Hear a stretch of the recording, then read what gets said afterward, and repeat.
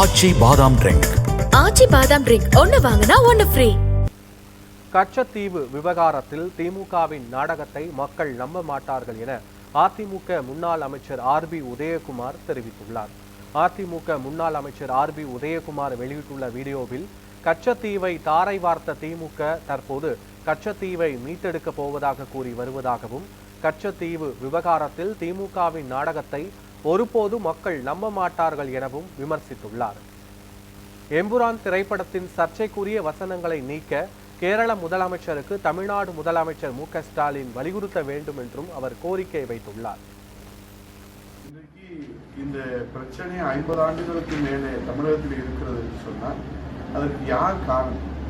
கச்சத்தீவு நம்முடைய இந்தியாவினுடைய ஒரு அங்கம். ஆக அந்த அங்கத்தை அவர்கள் பிரித்து கொடுக்கிற போது ஒரு கடுமையான எதிர்வினையை அவர்கள் ஆக்கியிருந்தால் அன்றைக்கே அதை தடுத்து நிறுத்தியிருக்க முடியும். ஆனால் அன்றைக்கு ஒப்புதல் வழங்கிவிட்டு இன்றைக்கு சாக்கு போக்கு சொல்வது என்பது எப்படி மக்கள் ஏற்றுக்கொள்வார்கள்? நம்முடைய உரிமை பறிபோய் இருக்கிறது. அதனால் இன்றைக்கு மீனவர்கள் படுகிற துன்பங்கள், துயரங்கள் நாம் சொல்லால் வடிக்க முடியாது. உயிர் பறிபோவது மட்டுமல்ல, படகுகள், உடைமைகள் என்று உயிரும் உடைமையும் பறிபோகிற ஒரு நிலைமையை நாம் பார்க்கிறோம். கடலிலே எல்லையை வகுத்து அவர்கள் எப்படி மீன் பிடிக்க முடியும்?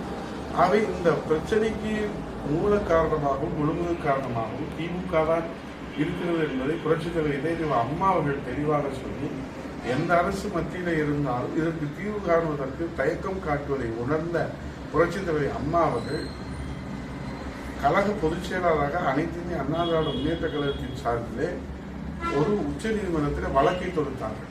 2011 அம்மாவுடைய ஆட்சியை மறந்ததற்கு பிறகு வருவாய்த்துறையை அதிலே அன்றைக்கு அரசின் சார்பில் இணைத்துக் கொண்டார்கள். இதுதான் உண்மை நிலவரம்.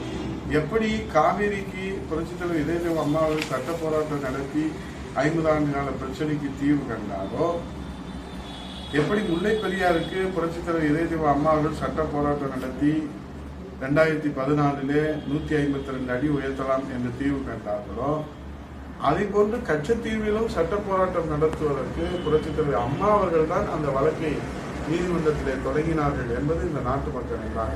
மாண்புமிகு எதிர்க்கட்சி தலைவர் ஒரே கேள்விதான் கேட்டார். வி.பி. சிங் பிரதமராக இருக்கிற போது நீங்க மத்திய அமைச்சர்கள் இருந்தீர்கள், ஐக்கிய குஜரால் அவர்கள் இருக்கிற போது மத்திய அமைச்சர்கள் இருந்தீர்கள், தேவகவுடா இருக்கிற போது மத்திய அமைச்சர்கள் இருந்தீர்கள், வாஜ்பாய் அவர்கள் இருக்கிற போது திமுக மத்திய அமைச்சர்கள் இருந்தது, மன்மோகன் சிங் இருக்கிற போது திமுக மத்திய அமைச்சர்கள் இருந்தது. இப்படி 17 ஆண்டு காலம் திமுக மத்திய அமைச்சர்கள் இருந்தபோது அப்போதெல்லாம் மௌனம் காத்திருந்து இப்போது நீங்கள் மீட்டெடுக்கிறோம் என்று தேர்தல் காலத்தில் காட்டுகிற இந்த பொம்மை விளையாட்டு நாடகத்தை மக்கள் ஒருபொழுதும் நம்ப மாட்டார்கள் என்பதை மாண்புமிகு எதிர்க்கட்சி தலைவர் அவர்கள் தோலுரித்து காட்டினார்கள். அதை நம்முடைய கழக அம்மா பேரவை இதற்காக